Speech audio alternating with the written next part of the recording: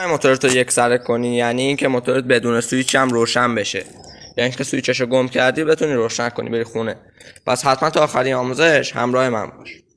احتمال زیاد برات پیش میاد که یا سویچ موتورت رو گم کنی یا اینکه موتور بخری سویچ نداشته باشه، ولی حالا میخوای روشنش کنی بری خونه یا در تعمیرگاه یا هر جای دیگه ولی روشن نمیشه، بگیرش دستت. با این آموزش راحت میتونی بدون هیچ هزینه فقط توی 1 دقیقه روشنش کنی و بری.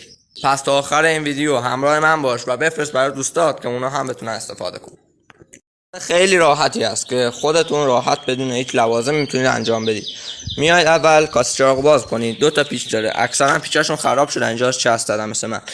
چسبشو باز کنید، اگه پیچ داشت پیچاشو باز میکنید، کاسه چراغو در میارید. یه دسته سیم هست که میره داخل کاسه چراغ و از کاسه چراغ میره بر سویچ. اون سوم یه دونهشون مشکیه به خط سفید، مشکی به خط سفید این سیم. اینا و هم داشت فیششو در میارید، هم که فیش نبود بازش کنید که قطع بشه، از اتصال به سویچ قطع بشه. بعدش موتور رو هندل میزنید و روشن میشه، خیلی راحت میگیرید. این آموزش حتما ذخیره‌اش کن از این پایین که گمش نکنی، چون حتما به دردت کنه، غیر ممکنه به دردت نخوره. و اینکه بفرستش برای دوستات از این پایین بدون هیچ هزینه‌ای. و اگه هم پیج منو نداری بیا توی پیجم از اون بالا یا هم از اون پایین توی کپشن، و بیا توی پیجم کلی آموزش خفن داریم، حتما به دردت میخوره.